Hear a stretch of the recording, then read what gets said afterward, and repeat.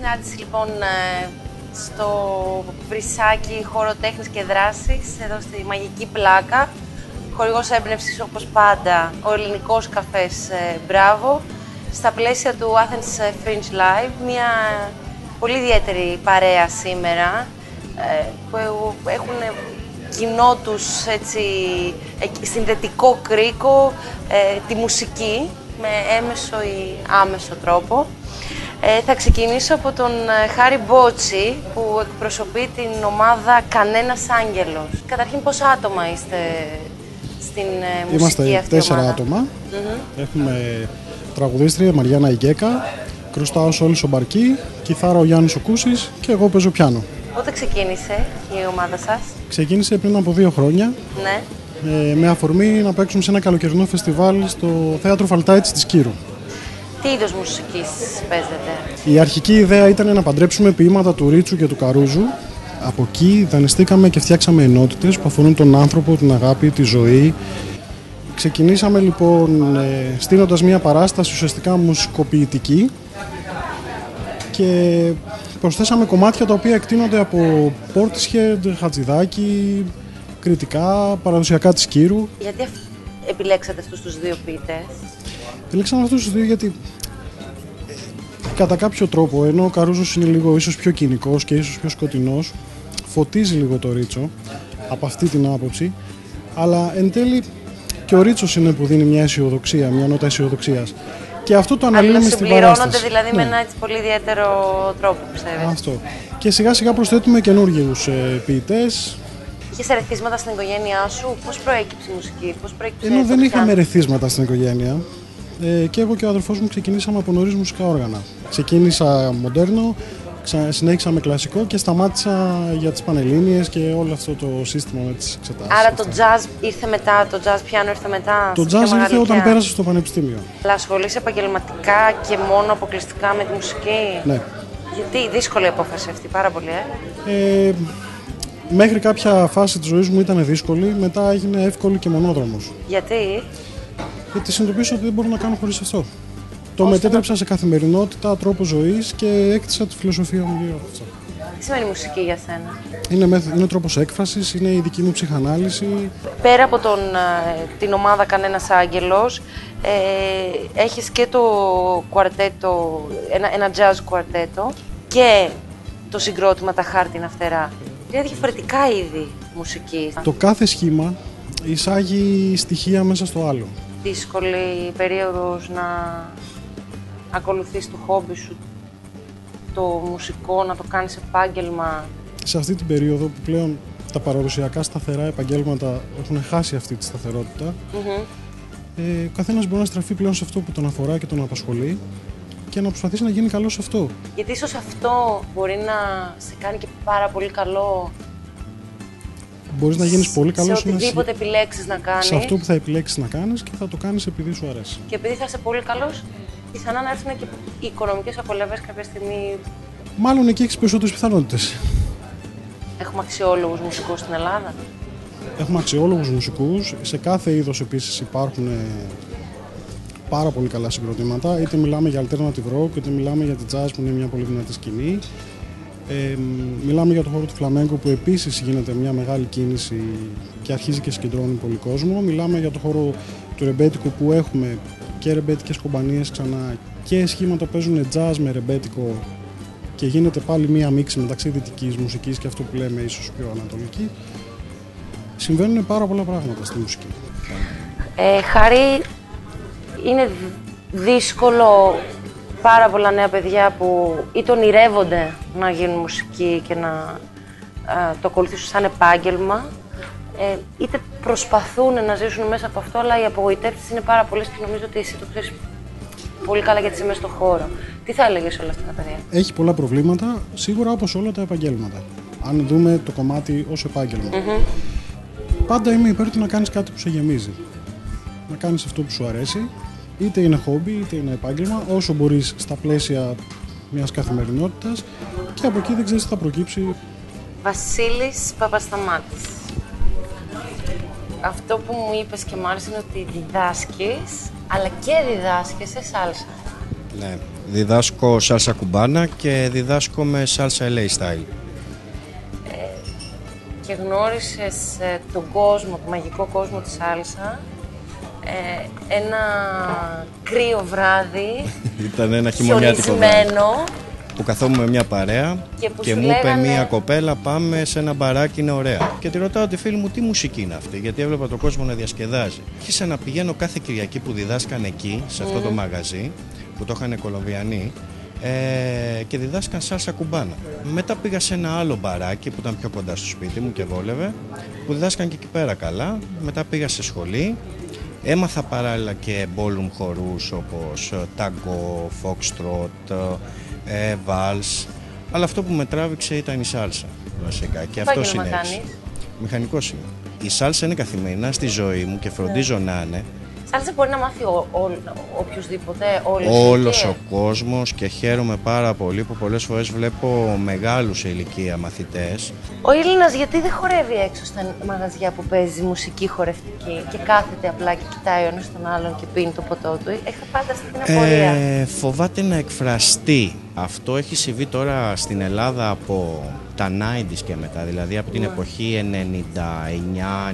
99-98 και μετά, που άρχισαν τα κλαμπ με τη mainstream μόνο μουσική και ο κόσμος πήγαινε στα κλαμπ και πλέον δεν χόρευε και δεν εκφραζόταν. Ναι.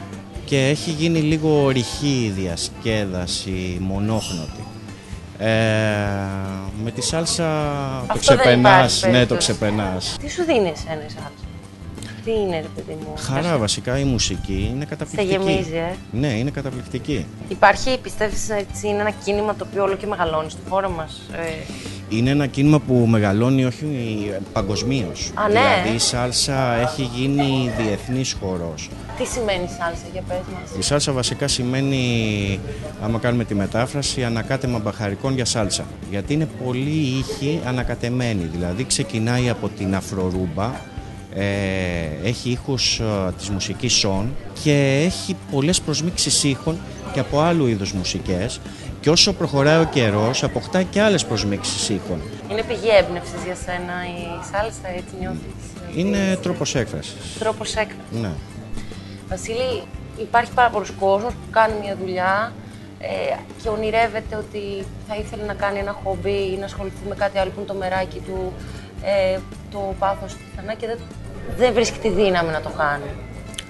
Βασικά, άμα δεν αρχίσεις κάτι, δεν θα φτιάξεις και κάτι. Ξεκίνησε το, μας αρέσει, εξέλιξε το και δεν ξέρεις αύριο τι μπορεί να γίνει. Μπορεί να καταλήξει ένα ωραίο χόμπι απλώς που το έχεις εξελίξει. Αύριο μεθαύριο μπορεί να κάνεις μια στροφή στη ζωή σου και να το κάνεις και επάγγελμα. Συνήθως αυτό που αγαπάς μπορείς να το εξελίξεις.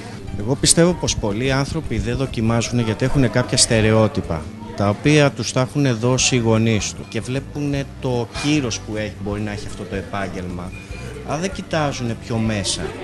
Είναι και αυτό που ίσως λέγαμε τόσα χρόνια προ-κρίσης. Γιατρός, δικηγόρος, δημόσιος υπάλληλος, σίγουρα επαγγέλματα. Παιδί μου πήγαινε εκεί και τώρα συνειδητοποιούμε ότι δεν υπάρχει αυτό το πράγμα και βλέπουμε άλλα επαγγέλματα πιο δημιουργικά, που ήταν στην αφάνεια όλα αυτά τα χρόνια, ότι τελικά τραβάνε πολύ περισσότερο. Μαρία Καψάλη, και είσαι ο ορισμός αυτού που λέμε σε πολλές συζητήσεις εδώ πέρα, ο άνθρωπος που χαράζει το δικό του μονοπάτι, διότι σε πολύ μικρή ηλικία έκανες έτσι κάτι επαναστατικό. Στα 14 λοιπόν το τρελό που έκανες είναι ότι ξεκίνησες να πηγαίνεις σε ένα θεατρικό εργαστήρι. Όταν καταλαβαίνεις ότι σου αρέσει αυτό και ζεις μόνο μέσα από αυτό και νιώθεις μόνο καλά με αυτό, τώρα όλα τα υπόλοιπα θα θεωρείς χάσιμο χρόνο, οπότε γι' αυτό δεν έδωσα για πανελλήνιες.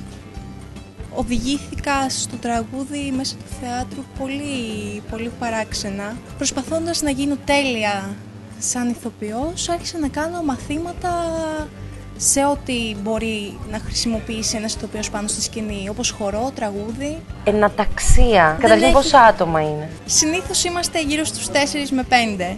Εναταξία γιατί παίζουμε διάφορα μουσικά είδη, κυρίως βέβαια ρεμπέτικα, σμυρνέικα και παραδοσιακά.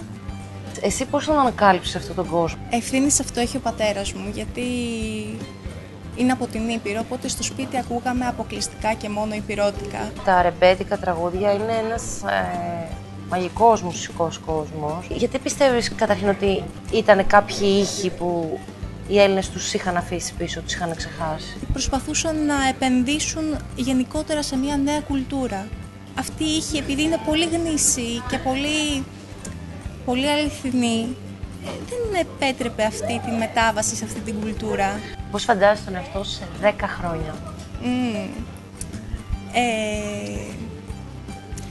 Σίγουρα να μπορώ να απευθύνομαι σε περισσότερο κόσμο, όχι από ματαιοδοξία και καινοδοξία, αλλά καθαρά και μόνο για να μπορώ να μοιράζομαι τα συναισθήματά μου με περισσότερους. Είναι η ουσία, νομίζω, που πρέπει να έχει κάθε καλλιτέχνης, γιατί άμα ξεκινάς για να κάνεις κάτι τέτοιο πρέπει να θέλεις να το μοιραστείς. Και θα ήθελα να μπορώ να τραγουδάω χωρίς να έχω το άγχος της επόμενης μέρας. Θα ήθελα να μπορώ να έχω κάποια ανταμοιβή για αυτό που κάνω. Η οικογένειά σου σε στηρίζει σε αυτό το μονοπάτι που έχεις ακολουθήσει? Με στηρίζει πάρα πολύ και από την αρχή με στήριζε. Συνήθως μας φοβίζει να πούμε ότι εδώ πιθανά απέτυχα σε κάτι. Πρέπει να συνειδητοποιούμε το τι κάνουμε, το να λες ότι εκεί δεν ήμουν καλός. Φυσικά σε φθείρει ψυχολογικά, αλλά σου δίνει και δύναμη για να βρεις τα λάθη σου και να μπορέσεις να συνεχίσεις. Και να προχωράει πιο δημιουργικά. Για να μπορείς να προχωράς πρέπει να βλέπεις το τι έχεις κάνει. Δεν μπορεί να τα θεωρείς όλα όμορφα, να μην βλέπεις τα λάθη, να βλέπεις μόνο τα καλά. Στο Athens Fringe Live πήγες καθόλου ή συμμετείχες? Συμμετείχα. Πώς? Με μια μουσική παράσταση που λεγόταν «Οι δρόμοι του Μισεμού». Η λέξη Μισεμός είναι πάρα πολύ σημαντική, γιατί μέσα στο σπίτι και στην οικογένεια και από τη μαμά και από τον μπαμπά έμαθα ότι αυτό που δεν πρέπει να κάνεις είναι να ξεχνάς. Πρέπει να θυμάσαι από πού ξεκίνησες, το γιατί το κάνεις. Τι παράσταση ήταν αυτή? Είχε ουσιαστικά τραγούδια του έρωτα και της ξενιτιάς, γιατί και τα δύο είναι Μισεμός. Με ποια άλλα άτομα ήταν η ομάδα αυτή? Ναι. Ήταν ο Βαγγέλης Λάκας, ο οποίος έπαιζε μπουζούκι και ούτη. Ο Γιάννης Μαλιαρουδάκης που έπαιζε κρουστά.